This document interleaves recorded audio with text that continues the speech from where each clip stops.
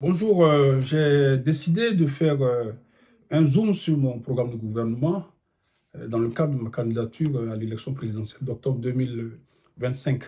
Alors, donc, je vais aborder des questions, des thématiques qui intéressent les Ivoiriens de mon point de vue, l'emploi, la santé, la politique sociale, notamment tout ce qui est assurance maladie, et puis l'école ivoirienne. Alors aujourd'hui, je vais m'attarder sur la question de l'emploi en Côte d'Ivoire. Alors sur la question de l'emploi en Côte d'Ivoire, je vais faire une remarque de forme. Il se trouve qu'en Côte d'Ivoire, il y a un ministère de l'Emploi et il y a un ministère de la Jeunesse et de l'insertion professionnelle. Finalement, on ne sait même pas qui fait quoi. Parce que le ministère, quand on parle de l'emploi aujourd'hui, c'est le ministère de l'insertion professionnelle qui réagit, alors qu'il y a un ministère de l'emploi et de la protection sociale. Quand on parle de politique de l'emploi, il faut savoir qu'on parle de marché de l'emploi. Et quand on parle de marché de l'emploi, forcément, on parle des instruments juridiques qui encadrent le marché de l'emploi. Donc, le droit social en Côte d'Ivoire. Le droit social, c'est le droit de la sécurité sociale et le droit du travail.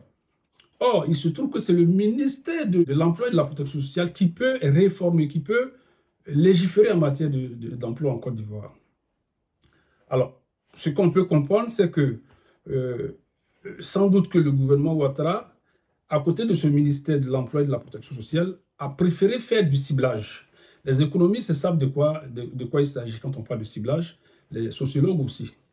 Le ciblage, ça veut dire qu'on met en place une politique spécifique pour une frange de la population. C'est-à-dire qu'il y a une politique générale, par exemple de l'emploi, mais comme on s'est rendu compte que une partie de la population, une frange de la population n'est pas atteinte par cette politique générale, on met en place une politique spécifique pour cette frange de la population.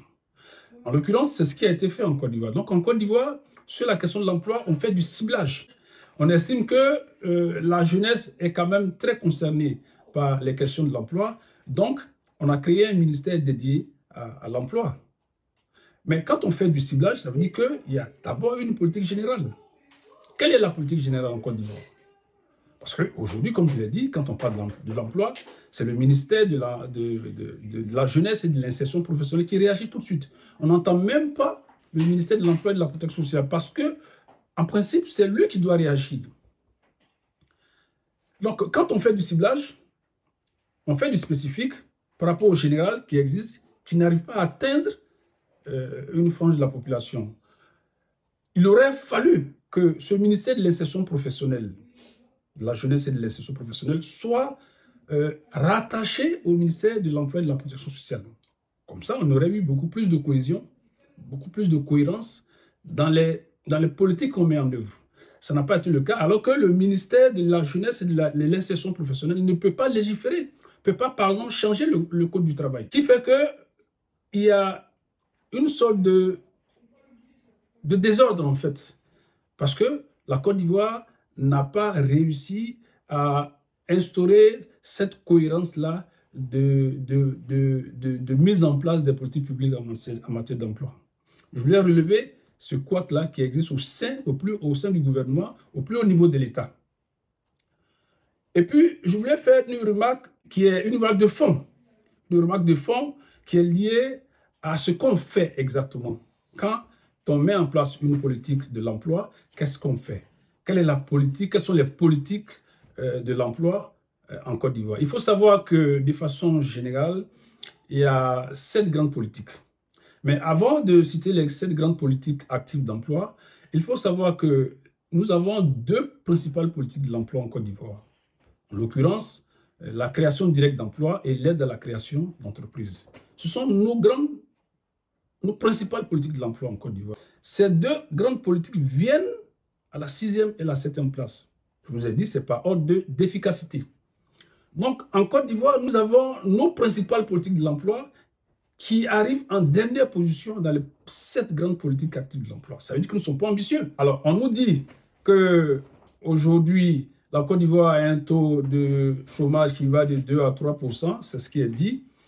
Mais il se trouve que ce n'est pas la réalité, ça ne peut pas être vrai. Tout le monde sait que le taux de chômage en Côte d'Ivoire est beaucoup plus important que 3%. Alors, ce qu'il faut savoir, c'est que ce taux-là a été obtenu sur la base des critères du BIT, le Bureau international du travail. Le BIT dit clairement que si vous avez travaillé ne serait-ce qu'une heure juste avant l'enquête emploi, vous n'êtes pas considéré comme chômeur. Le BIT dit que si vous n'avez pas recherché de façon active, si vous n'avez pas donné des preuves que vous avez recherché de façon active, un mois avant l'enquête emploi, vous n'êtes pas considéré comme chômeur. Le BIT dit que si vous n'êtes pas disponible pour travailler 2 semaines après l'enquête emploi, vous n'êtes pas considéré comme chômeur. Le BIT dit par exemple que si vous avez une promesse d'embauche, c'est-à-dire que vous allez travailler dans 3 mois, vous n'êtes pas considéré comme chômeur. On voit que ces mesures-là, ces critères-là ne peuvent pas convenir à un pays où l'économie informelle est développée, où par exemple les promesses d'emploi ne se font pas par écrit, mais c'est à l'oral. On ne peut pas se baser sur une promesse d'emploi à l'oral pour dire qu'on va travailler dans 3 mois. Et pour quelqu'un, un jeune qui n'a pas les moyens, comment peut-il chercher du travail de façon active? Donc, ces critères-là ne conviennent pas à nos pays pauvres, à nos pays où l'économie informelle domine. Donc, il se trouve qu'on a eu ces 3% parce qu'on a rejeté toutes ces personnes-là. Ce qu'il faut savoir, c'est qu'il y a un halo du chômage. Le halo du chômage, c'est toutes ces personnes qui sont rejetées par les critères BIT. Dans tous les pays, ça existe. C'est pourquoi, quand on donne le taux de chômage BIT, on précise toujours qu'il y a un halo du chômage. Et on donne toujours le taux de chômage en prenant en compte le halo du chômage. En Côte d'Ivoire, on ne prend pas soin d'informer la population que si on prend en compte le halo du chômage, c'est-à-dire que toutes ces personnes qui sont rejetées, qui sont au chômage effectivement, mais qui sont rejetées par les critères du BIT, si on les prend en compte, on a un certain taux, en tout cas un taux qui est très élevé. On ne le dit pas, malheureusement, et c'est cela qu'il faut mentionner dans toutes les déclarations, dans toutes les statistiques liées à l'emploi en Côte d'Ivoire. Tous ceux qui interviennent, notamment le ministère de la Jeunesse et de l'Insertion professionnelle, ne précisent pas qu'il y a ce halo. Si on prend en compte ce halo du chômage, si on les prend en compte, ce sont des millions d'Ivoiriens qui n'ont pas, qui sont effectivement au chômage, donc on devrait prendre en compte dans le taux de chômage. Alors, si on prend ces critères-là, ce halo-là en compte, on se retrouve avec des taux de chômage qui sont très, très importants. Par exemple, on a 20% au plan national de taux de chômage.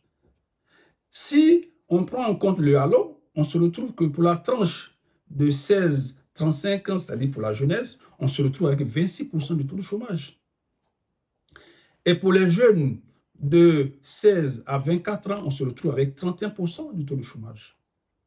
Voyez-vous? Donc, la question du chômage est très cruciale parce que le taux de chômage est très, très élevé. D'ailleurs, ces chiffres-là, moi, je trouve qu'ils sont minimisés.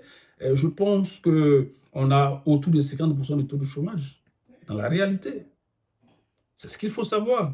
Le ministère de l'Emploi est un ministère technique. On a préféré mettre là quelqu'un qui peut faire de la propagande, qui peut faire du bruit, et il le fait très bien, de façon à ce que les populations aient l'impression qu'il y a du travail qui se fait, mais en réalité, rien n'est fait. Rien n'est fait. Parce que pour parler d'emploi, il faut réformer le code du travail. Il faut réformer le droit de la sécurité sociale, c'est-à-dire le droit social dans l'ensemble. Il faut agir sur le marché du travail. Ce n'est pas cela qu'on fait. On prend en compte 2 politiques qui arrivent en dernière position dans les politiques actives d'emploi, qui sont nos principales politiques en ce moment pour pas avoir de résultats probants. Donc, face à tout cela, moi j'estime qu'il faut réformer. Et je fais des propositions. Je fais des propositions qui sont d'abord liées au droit social. J'estime qu'il faut réformer le droit social en Côte d'Ivoire. Ça veut dire qu'il faut toucher au droit de la sécurité sociale, par exemple. Il faut réduire les cotisations sociales des entreprises de moins de 5 salariés. Ça va nous permettre de formaliser l'économie et donc d'élargir le périmètre des entreprises qui sont dans le formel. Parce que s'il y a des centaines de milliers de jeunes qui sortent des universités, des grandes écoles, ou alors ceux qui n'ont pas de diplôme, qui ont l'âge de travailler, si ceux-là n'ont pas en face une économie formelle bien étendue, mais évidemment, on aura toujours des jeunes au chômage. Donc, il faut élargir l'économie formelle et cela passe par la formalisation de notre économie. Il faut faire en sorte qu'on puisse réduire les charges sociales. Tout ce qui est comme frein à la formalisation, il faut le supprimer. C'est-à-dire qu'il faut supprimer les charges sociales des entreprises de moins de 5 salariés. Il faut réduire de 30% environ les charges sociales des entreprises de plus de 5 salariés, c'est-à-dire l'ensemble des entreprises. Et on va remplacer cela par ce que j'ai appelé la TVA sociale qui existe au Danemark et en Allemagne. La TVA sociale, elle aura pour avantage de donner de la compétitivité aux entreprises, de faire en sorte qu'on puisse remplacer toutes ces réductions de charges, de suppression des charges sociales des entreprises, qu'on puisse transférer cela sur la consommation, c'est-à-dire une partie, bien sûr, de la consommation, on va légèrement augmenter la TVA parce que la Côte d'Ivoire a un taux normal de TVA de 18%. L'espace humain nous permet d'aller jusqu'à 20%. Donc, on peut jouer là-dessus. Il faut savoir que l'objectif, c'est de financer la protection sociale avec non seulement les cotisations sociales, mais aussi avec l'impôt. C'est le but de la TVA sociale. Et la TVA sociale ne veut pas forcément dire que le coût de la vie va augmenter. Non, ce n'est pas le cas.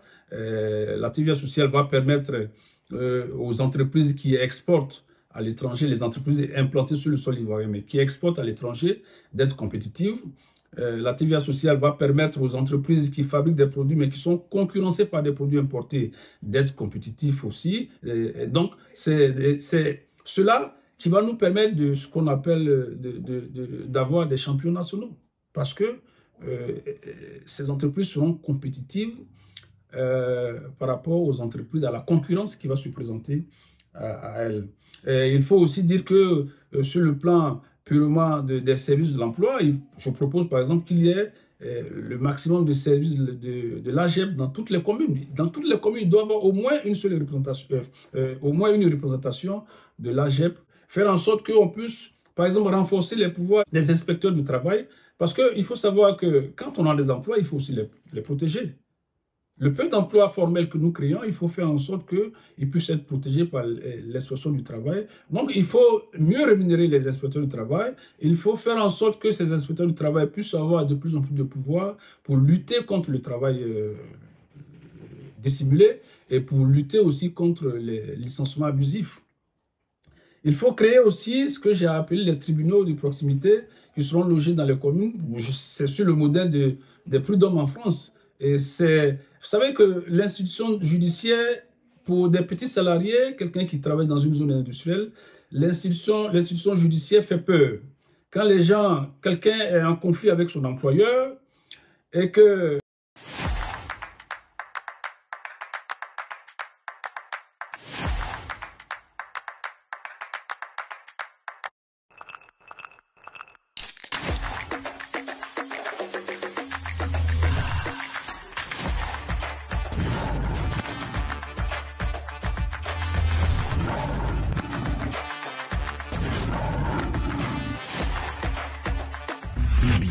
la force qui vient du cœur du lion. Il se dit qu'aller en justice sera trop compliqué pour lui parce qu'il se dit que l'employeur va soudoyer quelqu'un là-bas pour qu'il paie son procès. Il n'a pas le courage de le faire. Mais si on ramène les tribunaux de proximité dans les communes, logées par exemple dans une commune, dans une mairie accessible, où on porte plainte juste en remplissant un formulaire, on va mettre le tribunal ou les tribunaux de proximité, les tribunaux du travail, au niveau des petits salariés, qui va faire que ces petits salariés pourront facilement porter plainte quand ils sont en conflit avec leur employeur. Et puis je dis que je veux créer ce que j'ai appelé le programme RSU. RSU, c'est Emploi Responsable, Social, Solidaire et Universel. C'est un système de financement de projets aussi, mais c'est un système qui a 5 dispositifs. Le premier dispositif, c'est l'emploi relais, c'est-à-dire qu'on ne peut pas financer un projet si le porteur du projet n'a pas d'apport personnel. Alors, si vous avez un apport personnel, évidemment, le programme RSU pourra financer tout de suite votre projet et vous aider. à hauteur de 2 tiers. Vous apportez 1 tiers et le programme RSU apporte 2 tiers. Mais si vous n'avez pas d'apport, qu'est-ce qui va se passer? C'est qu'on va vous mettre dans un emploi relais, dans un emploi qui va vous permettre sur 1 an, 2 ans, selon le coût de votre projet, et vous allez travailler, épargner de façon à réunir la somme qu'il faut pour cofinancer votre projet. Et il y a le dispositif, par exemple, lié au stage, que j'appelle stage universel. Et tous les jeunes de Côte d'Ivoire qui veulent avoir un stage d'expérience doivent pouvoir avoir ce stage-là. Il faut faire en sorte que tous les jeunes Ivoiriens, parce que l'expérience professionnelle est aujourd'hui exigée pour toutes sortes d'emplois. Donc, il faut avoir de l'expérience nécessaire pour que les jeunes puissent accéder au marché de l'emploi. Et moi, je propose de dépenser l'argent public pour que ces jeunes-là puissent effectivement mettre un pied dans l'entreprise pour qu'ils puissent faire des stages d'expérience en entreprise. Je propose aussi de réformer le Code du travail en Côte d'Ivoire. Il faut savoir que dans le Code du travail en Côte d'Ivoire, il y a 2 grands contrats. Un contrat de droit commun qui est le CDI, le contrat à durée indéterminée, et un contrat d'exception qui est le CDD à terme précis ou imprécis. Alors, il faut dire que, évidemment, toutes les entreprises n'embauchent pas tout de suite. En tout cas, la majorité des entreprises n'embauchent pas tout de suite en CDI. Elles procèdent par le CDD d'abord et ensuite le CDI. Il se trouve que depuis 2015, en Côte d'Ivoire, le CDD est devenu coûteux.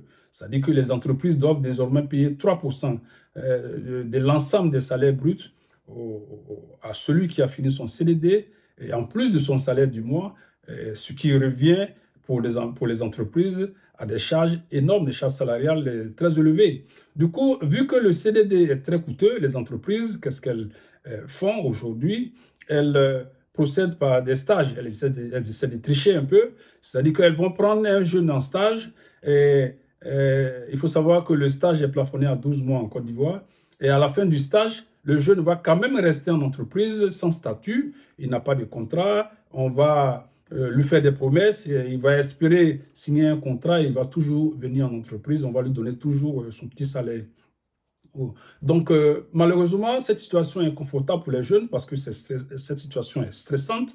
Pour les entreprises aussi, elles le font parce qu'elles n'ont pas le choix, mais elles sont dans l'illégalité. Et parce que le jeune qui finit son stage, elles ne veulent pas lui faire signer un CDD parce que le CDD est devenu coûteux. Pour la majorité des entreprises, elles réfléchissent comme ça. Donc, moi, je me suis dit qu'il fallait proposer un autre contrat d'exception, c'est-à-dire entre le CDD et le CDI, il faut un autre contrat. Ce contrat, je l'ai appelé le CFDD, le contrat flexible à durée déterminée. Enfin, la particularité de ce contrat, c'est de permettre aux entreprises de ne plus être obligées de signer tout de suite un CDI lorsque le CDD prend fin. Donc, les entreprises ont la possibilité désormais, à la fin du CDD, de faire signer aux jeunes un CFDD, ce qui va lui permettre à l'entreprise justement d'avoir de la marge si elle a un carnet de commandes qui est bien rempli, mais elle n'est pas sûre que elle pourra continuer à payer le salaire du jeune si elle l'embauche en CDI. Elle va utiliser le CFDD. Le jeune aussi, ça va lui éviter de toujours venir en entreprise sans statut. Il faut savoir que c'est toutes ces relations compliquées qui existent aujourd'hui entre les jeunes salariés, et les jeunes qui finissent leurs études et les employeurs.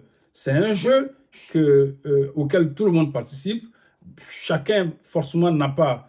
les jeunes sont abusés, malheureusement, mais les entreprises qui abusent ces jeunes-là prennent aussi des risques parce que si elles sont prises par l'inspection du travail, elles vont payer des amendes. Toujours est-il que cette situation m'a fait réfléchir et j'ai estimé qu'il fallait proposer un autre contrat pour apporter de la flexibilité. Parce qu'avec ces 2 contrats, il y a beaucoup de rigidité sur le marché du travail, en entreprise surtout. Donc, il faut apporter de la flexibilité. Il faut faire en sorte que l'entreprise qui est à la fin d'un CDD ne soit pas obligée tout de suite d'aller au CDI parce qu'elle n'est pas sûre d'avoir un carnet de commandes bien fourni. Donc, le CFDD, le contrat flexible à durée déterminée, va régler ce problème-là sur le marché du travail ou en entreprise. Le CFDD qui sera plafonné à 60 mois. Évidemment, on peut toujours faire un CFDD à moins de 60 mois. Mais toujours est-il que, quelle que soit la période, le tiers de du temps de ce CFDD sera une période de sécurité, c'est-à-dire une période pendant laquelle l'entreprise ne peut pas arrêter ce contrat-là. Et les 2 tiers seront une période de flexibilité pendant laquelle l'entreprise peut toujours arrêter le contrat. Mon objectif, c'est de faire en sorte qu'il y ait de la flexibilité sur le marché du travail pour permettre aux entreprises de gagner en marge de manœuvre et pour permettre aux jeunes d'avoir un contrat tout de suite dès qu'il finit son CDD. C'est donc l'objectif de ce CFDD. Il faut quand même dire que quand je parle du CFDD, je ramène aussi le plafond du contrat à durée déterminée classique à 12 mois au lieu de 24 mois. Cela permet à l'entreprise très rapidement de passer du CDD au CFDD et ensuite au CDI. Il faut savoir aussi que le CFDD est un contrat qui n'est pas renouvelable. C'est-à-dire qu'une fois que l'entreprise a atteint les 60 mois, elle ne peut plus renouveler. C'est comme le CDD classique, c'est-à-dire qu'une fois que les 24 mois sont atteints, on ne peut plus renouveler. Mais si l'entreprise opte pour un CFDD de 18 mois, elle peut toujours le renouveler jusqu'à atteindre le plafond, exactement comme le CDD classique. Donc, c'est ce que je voulais préciser. J'ai à cœur d'apporter cette flexibilité-là sur le marché du travail et de permettre aux entreprises, comme je l'ai dit, de gagner de la marge. Alors, pour finir, je voulais dire que j'ai à cœur de permettre aux personnes en situation de handicap d'avoir accès au marché du travail. Ces personnes-là, déjà avec le handicap, souffrent. Je pense que si ces personnes sont encore au chômage, ça devient encore beaucoup plus compliqué pour elles. En ce moment, l'État de Côte d'Ivoire permet à la fonction publique de recruter des jeunes tous les ans. Je crois que c'est autour de 200-300 jeunes personnes qui sont recrutées à la fonction publique. Je voudrais dire qu'il faut que l'État de Côte d'Ivoire réserve 10% de l'ensemble des postes à la fonction publique. Aujourd'hui, nous sommes autour de 15 000 postes tous les ans. Et si on réserve 10% des postes aux personnes en situation de handicap, ça va faire autour de 1500 postes à réserver à ces personnes qui sont en difficulté. Cela, moi, je considère que c'est de la discrimination positive, mais en faveur des personnes en situation de handicap. J'y tiens. Je voudrais d'ailleurs remercier Kone Yakuba, qui est responsable d'une association de personnes en situation de handicap en Côte d'Ivoire. Je voudrais aussi remercier Raphaël Dobo, qui se bat aussi pour les personnes en situation de handicap. Toutes ces personnes se mobilisent au quotidien pour que les personnes en situation de handicap puissent avoir un mieux-être. Pour finir, je voudrais remercier toutes les personnes qui verront cette vidéo. Je promets de faire d'autres vidéos dans lesquelles je donnerai la suite de mon programme de gouvernement.